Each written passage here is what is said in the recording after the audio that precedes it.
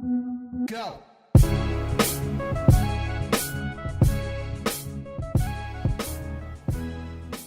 Hello and welcome to the PRCA Fuse podcast. This week I am joined by Kalie Moore, the founder of High Vibe PR in Berlin, and we're talking everything Web3, crypto, and AI. In this podcast, we talk about lessons for the wider PR world from Web3 gaming, where there are highly invested communities for building in public, the very direct relationship between crypto tokens, earned media, and AI, how she built her very own PR measurement tool using AI, and also a useful feature on there that she's working on for an AI visibility metric. And we also talk about the future of the industry. Enjoy. Today we're joined by Kalie Moore, founder of High Vibe PR Berlin. Hi, Kalie. Hi, thanks so much for having me. You're very welcome. Now, Kalie works at the intersection of Web3, gaming, and emerging tech. Kalie, can you tell us a little bit more about who you are and what High Vibe specializes in? Yeah, so I'm Kalie Moore. I'm the founder of High Vibe PR. I am based in Berlin, but we're a global team across US, Asia, and Europe. This is my second agency. My first was in esports. I sold that to my co founders about 5 years ago because I really wanted to explore gaming, but as you mentioned, new technologies. So I founded High Vibe PR 5 years ago, and High Vibe is an agency that really specializes in working with companies and brands that are building the future of entertainment with a focus on both Web 2 and Web 3 gaming. We work with a mix of VCs in the space like Play Ventures, user generated content platforms like Overwolf, and both Web 2 and Web 3 game studios like Look North World or Sky Mavis, which is the creators of Axie Infinity, if there's any crypto gamers in the audience. Brilliant, thank you. We're going to dig into that a little bit more in a second. But before we do, you didn't start off in PR, did you? Tell us a little bit about how you ended up here. Oh, I kind of fell into PR. So I went to college in San Francisco. I thought I wanted to be a lawyer, which I think everyone who doesn't have an idea of what they want to be figures out at some point. So I took a job in business development at the intellectual property practice of Morrison and Forrester, named MoFo, in Washington D.C., and I hated it. I had an absolute quarter life crisis of like, why did I think I wanted to do this with my life? Which is great because I didn't go into debt for law school. And I was able to save up some money and I ended up traveling around the world for a couple of years. And I came to Berlin very randomly. And if your listeners have been to Berlin, it was like one of those perfect August days where it just sucks you in. And there was a really booming tech startup scene here at the time. This was about 12 years ago. And so I joined Startup Boot Camp, which was the first accelerator in Berlin as an entrepreneur in residence. And because my background is from San Francisco, I had a lot of friends who were tech journalists. And so I was able to kind of help connect the startup ecosystem, the European founders who wanted to get international press coverage. And I also started a blog with the very embarrassing name Berlin Startup Girl at the time. If I could go back, I would rebrand it.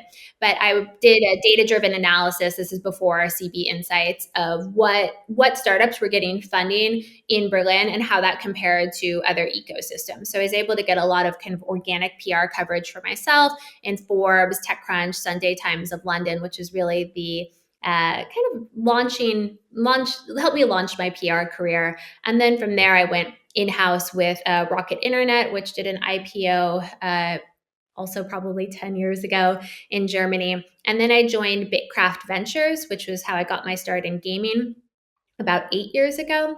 I joined Jens Hilgers as he was founding that fund. I worked in-house with them. And then Bitcraft actually funded my previous agency, The Story Mob, which had a focus on esports. And then, as I mentioned, I sold that to my co-founders, got really into crypto into 2017 and founded High Vibe PR. Nice. Okay. And for listeners who aren't familiar with the corner of the world in which you operate, this world of Web3 gaming, can you paint a picture of what that world looks like right now and how that might differ from traditional video games? Yeah, that is a great question and one that's a little hard to answer. So, well, I'll try to do it for the non-gamers. So, with Web 2 gaming, you buy a game. Usually there are free to play mobile games which have different business models, but you buy a game and you probably spend in that game, like maybe you're buying skins if you're playing like CSGO, for instance, or maybe you're buying items to help you in a mobile games, but you don't own those items. The whole concept of Web3 gaming is you'll be able to play a game, you'll be able to buy an NFT, which could look like a skin depending on the game you play, but then you own those assets. You can trade those assets and you can sell those assets. So you can make money over time. There's also the kind of concept of a forever game. For instance, let's say your favorite mobile game that you've spent time and money. I think actually a great example of this is the Kardashian video game. There were players who spent thousands, if not hundreds of thousands of dollars in that game. And then when the publisher decides to sunset that game, that's it. Like all the time you spent and the money you spent in game goes away. But the concept of Web3 gaming is that you'll be able to own these assets even if the developers stop publishing the game. That's the vision for it. If that's how it's worked out, it's kind of yet to be determined, but that's why people have decided to play Web3 game versus Web2 game. And there's also a money making component, of course, because crypto is involved. Right. Okay. And talk us through the money making component then. So how do players make money? Is that through trading items or creating items to sell? Yeah, it's different for every specific game. It could be, you mint an NFT and then you're able to sell that over time. There's tokens in game in the early stages of gaming. If are part of the community and you're active and you play the game, there are airdrops, which if that token goes up, you have those tokens. It was kind of like a reward for the community, and then you can sell them, over time after lockup. Gotcha. And you talked a bit about being able to continue to have an active part in the game, even if it's sunsetted by a publisher. Are there examples where this actually happened successfully? And I don't know very much about this world, so I'm just asking. Yeah, there's not. I'm going to be totally honest with you. Like that is the concept of the on-chain game. Or there's a good example.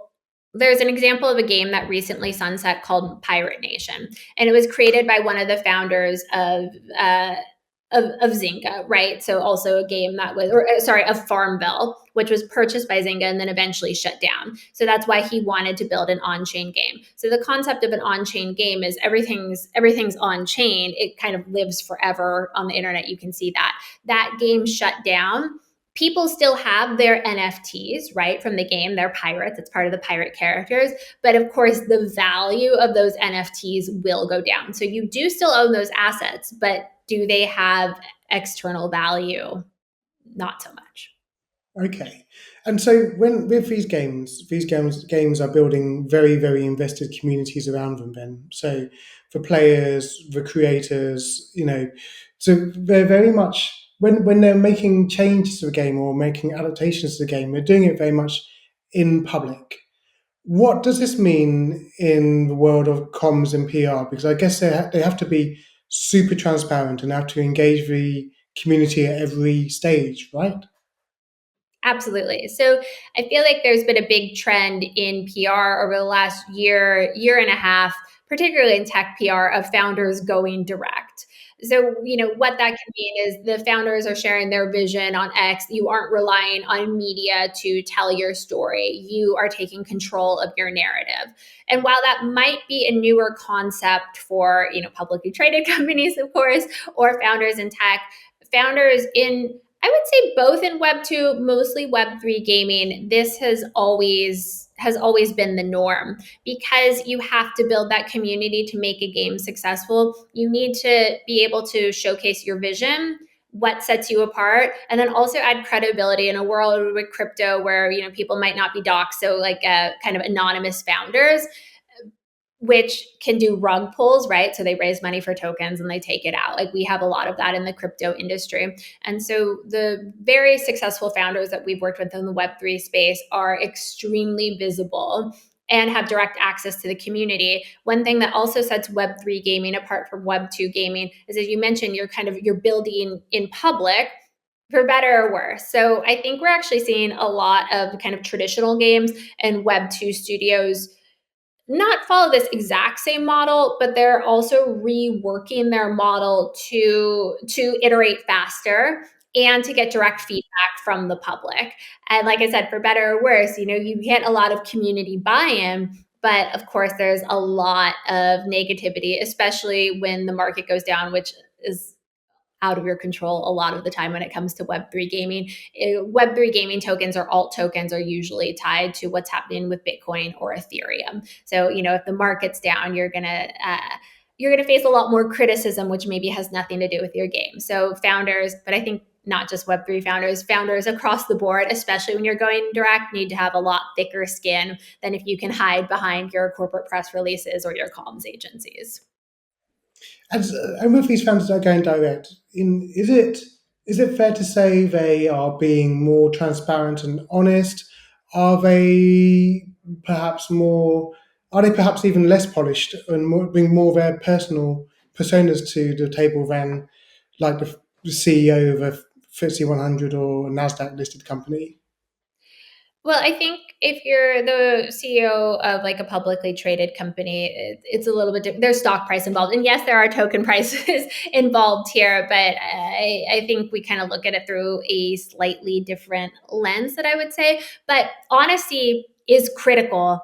I think in all communications, and especially if you're building in public and you're making these big, bold statements, you are going to have to back that up. And people will catch you in lies. If you lie, they'll call you out. But it also means if there's any type of delay, which happens in tech development, in game development, you really need to set realistic expectations with your community and stick to the timelines that you present, like whether it's developing a game or a lot of times in crisis comes too. If you say something is going to be done at that time, it better be done at that time. People will forgive you, especially if the market's up one or two times. But after that, you're going to lose entire credibility with your audience.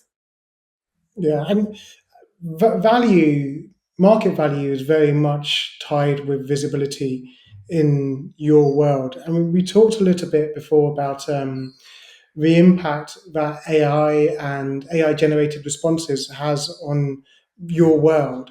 And you had a really interesting case which you talked me through. Could you tell our listeners a little bit about this? Because I think this for me is one of the few cases where I've actually seen hard metrics, value metrics against this kind of case study.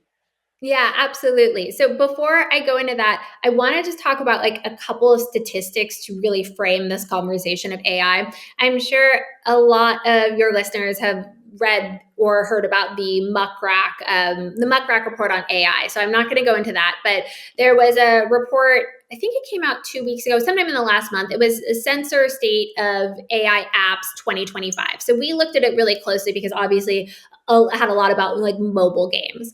And there's a couple things that I want to flag. So ChatGPT is opened 13 times per month per user. And we're seeing that's the same stickiness that we see on social channels like Reddit or X.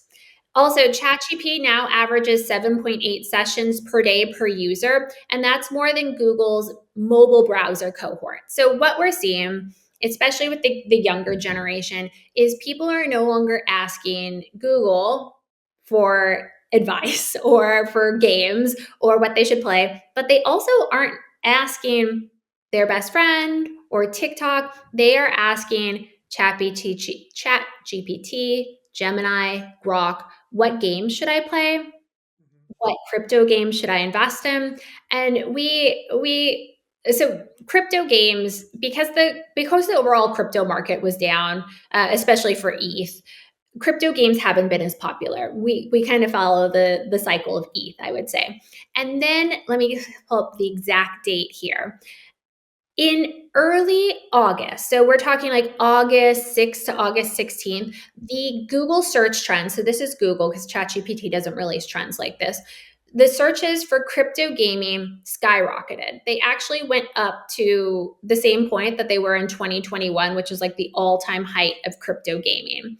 And what also went up was this coin for Illuvium. So, Illuvium is a crypto game. The token launched way back in 2021, and the game had an official launch for open beta last summer. So, there's really old news in an old game that I would say. But in early August, they had a couple of very public announcements, but nothing huge. They announced a pro league with a 250K prize pool. They announced some additional prize funding. They announced a trailer. All of this was referenced by ChatGPT, but because they've been around for so long, like I said, their token launches back in 2021, and they have a lot of really positive media coverage from back in 2021 when people weren't as critical of crypto games as they are now. Illuvium is the number one ranking game on ChatGPT if you search for best crypto game, but it's also what crypto game should I invest in? They're number one as well. And so when crypto gaming investment, when crypto gaming, the search term went up in early August, so did Illuvium's token. So the all-time low was back in June. It was around $9. It pumped to over $24. So we're seeing 167 increase in token price when they launched their news, yes, but when crypto games searches went up. So I think like the main takeaway of what this means is like this price spike was driven by news. But Illuvium's AI visibility ensures that it captures the attention of crypto gaming trends. And I think why this one was so interesting is I think we know, right? We know that if your brand is mentioned on the LLMs, you're probably going to see more revenue. But when we look at token prices, we can see it in direct correlation of search trends and news in a skyrocketing token price. And this is one of the only examples to me that points to, a direct impact of revenue based on AI searches. And have you seen other companies try to replicate that success, try to decode and replicate that with their own tokens? Yeah, I mean, this is a lot of what we do for all of our clients, and not just in the Web3 space, but the Web2 space of, we I think it is a better time than ever to be in PR right now. And if you would have asked me, even a year and a half ago, like I was worried, as I'm sure everyone who's been in the industry for a while, we see, different news publications consolidating. A lot of our journalist friends that we've worked with are out of jobs, quite frankly. But I feel like this age of AI has brought a new focus on PR because when we look at what the LLMs are indexing, a huge part of it is organic PR placements. It's not the paid ads, it's not the paid SEO. And a lot of it is also Reddit, which for me in the gaming industry, we monitor media, but we also monitor what the gamers on Reddit are saying about our media, right? So it's easy to, I'm not saying it's not easy, but you can absolutely reverse engineer this for your clients. And how we do that is we do a handful of queries, right? Whether it's, let's say we have a client building Telegram games. So like, what are the top games on Telegram? What are the best gaming platforms on Telegram? And then we look at all of the sources, and then we either place articles in those publications, or if it's listicles, what can we do to get added there? Is it paid? Is it not? Who do we reach out to? Oh, we see that these specific publications their op-eds are being picked up by the LLMs more than others. So when we're going to place an op-ed, we aren't going to go to, CoinDesk, we're going to go to Be in Crypto because that's what these queries are pulling from. Okay, that's really interesting actually. And I spoke the other day to someone who works in the world of Wikipedia and Reddit, and it does seem like Reddit is picked up by LLMs, particularly Claude, from what Yeah. I understand, and that Wikipedia is very much picked up by Chat. And so there's all these different sources that are super important. But you're absolutely right; it's not just about traditional earned media coverage. There's a broader net here. Do you think that some brands will be left behind if they ignore this shift? Oh, not just will brands be left behind, but I think we're going to have a big reckoning when it comes to PR agencies too. You can either get on board with this new type of technology because I wasn't around or I wasn't doing PR, when the internet happened, right? But I think that it will be similar to that. It's either you create strategy. And if you aren't right now, you're already a little bit behind, but I do think there's still a little bit of time to get caught up because there's new tools also being released every single week. Like what you can also build yourself tool wise is changing, with the different platforms where you can build specific tools. Like there's so much opportunity right now, but of course, as time goes on, like there will be agencies, and I think it will probably be the smaller agencies that really win here because you can be more nimble, you can try out different things, you don't have to go through the bureaucracy of getting sign off.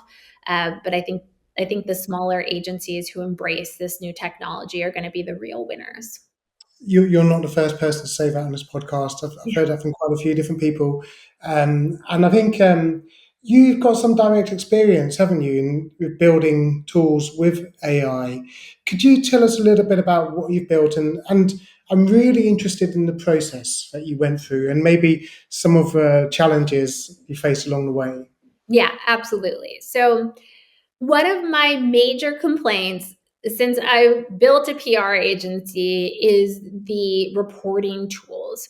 Uh, I always, I'm a firm believer that you should at least try to track your ROI, and you have to for clients. I'm kind of blown away when I see that there are PR agencies in the world who still just send like links in the name of the article without any other information, like how many backlinks were there, what was the domain authority, what is a reprint from something on the wire. I don't even know why people are using the wire these days, but that's just an example.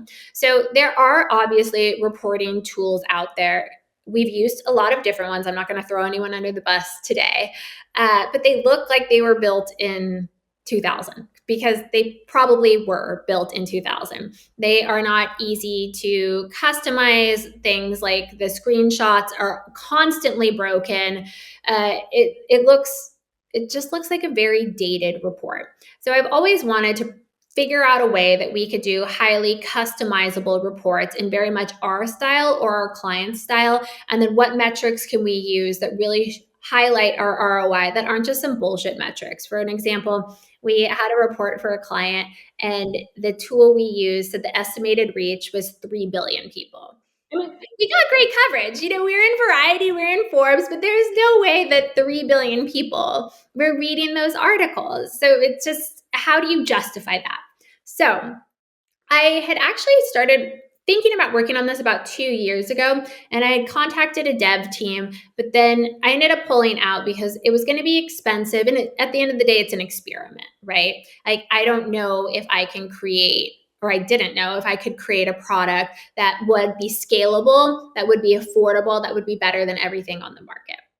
But that has changed with all the AI tooling. So, how it started is we have a client called Goat Gaming. They're a Telegram gaming platform.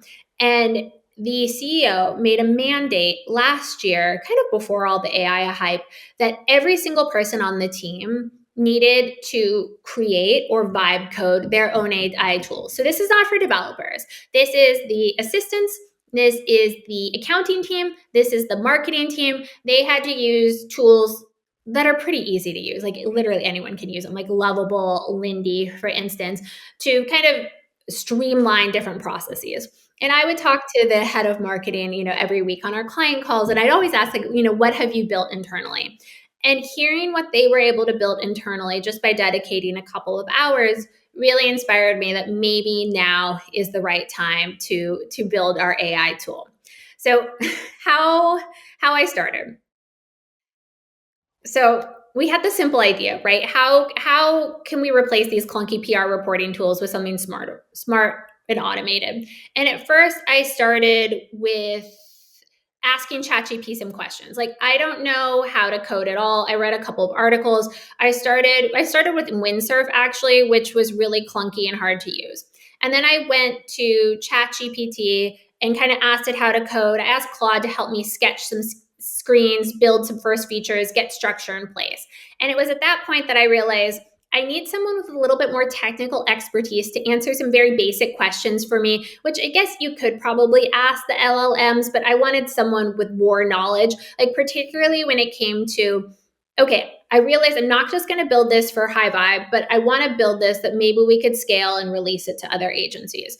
So the questions that I worked with actually a friend of mine who's not a developer. He has just worked in tech. He's done like more of the product management side of things. But I was able to say, like, what language should we build this in? And we ended up building it in like Node.js and React. And then we wanted to make it an app that we could scale and deploy. So like, what is the best tool for that? We ended up picking Vercel for hosting, which was based on his subject matter expertise. And then we use Super for the database. And then we also started thinking, like, what APIs can we use, that will track domain authority? You can't create that on your own. So we're actually have a call with Moz right after this, fingers crossed that we get access to their APIs.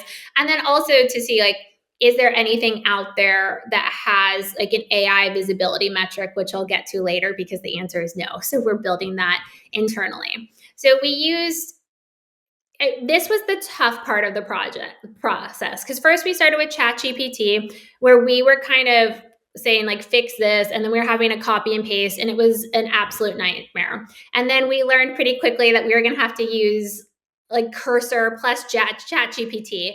But ChatGPT, if you use it for anything, as you know, it can sometimes hallucinate. Or if you say, read this doc and then use this as a reference, it doesn't always do that. So we ran into some big problems. Then we started to use Claude, and then we did paid Claude, like Claude Sonnet. And then we were really cooking there. And I would say the main takeaway is you can do this.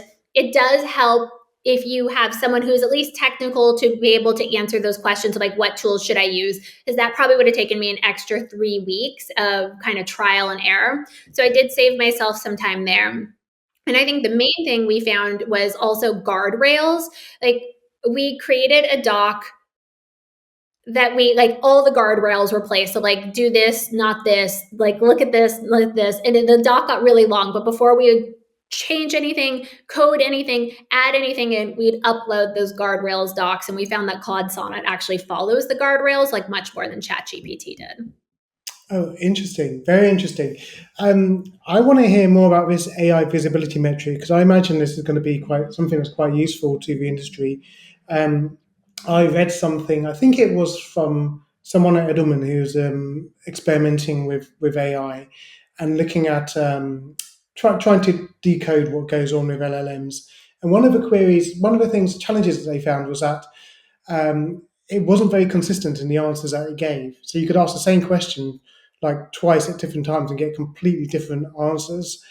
How does your AI visibility metric work? Have you encountered this challenge when you were building it as well? I'd love to know more about this. Yeah. So let me say, this is the last part of the tool that we're still building out. So we're using the tool internally without this visibility metric for us right now. We also are rolling out this tool. We actually launched the landing page today. It's called PRCoverage.ai. So anyone can go and sign up. We'll be able to release it to the public for all of the reporting, with the exception of the AI visibility metric, within the next 2 weeks.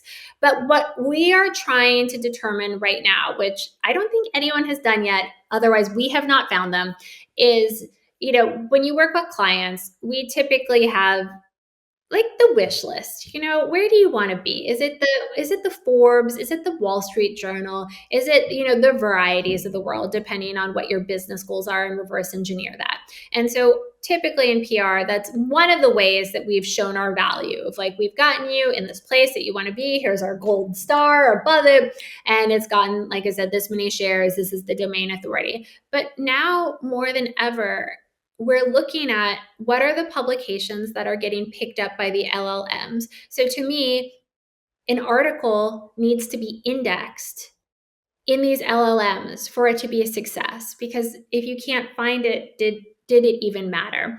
So right now we're playing around with like, can we create our own algorithm that looks at all of the LLMs to say, how was this indexed? Which we can do. But the thing that we're trying to discover now is like, there has to be a score, right?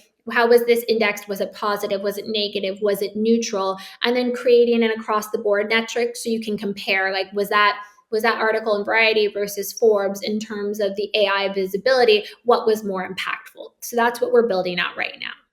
Brilliant. I mean, that sounds like it could be a really, really useful tool for any of our listeners out there right now who are all grappling with exactly this question. And so it's very clear that you're working at the very forefront of technology when it comes to AI, Web3, and gaming. This is very, very fast moving, often hype driven as well. Absolutely. How do you help clients communicate credibly when it's such a volatile space? That's a really great question. I mean, with anything, I like to show, not tell. Like, especially, I think the best example is probably in Web3 gaming, but I really feel like this is applicable to AI in particular. Is like everyone has a vision. For a while, when the market was super hyped, we had all these companies that were announcing games that weren't going to come for 2 years, which is how Web2 did it, right? Like we've been waiting for, the next Grand Theft Auto for I can't even tell you how long, and it's been postponed for another year, right? But in an industry that moves fast, I don't think you can do that anymore.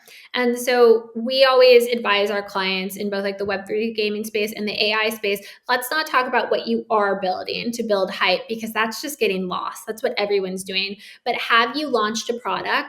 And if you have launched a product, what are the metrics behind it? So we'll do a little bit, like we'll do very select media for the product announcement because it is good to get visibility, but this is out there. But I think the most impactful story is, did it actually work? A really great example of this is I mentioned Go Gaming, they're a client of ours, and we were really inspired by their AI tooling.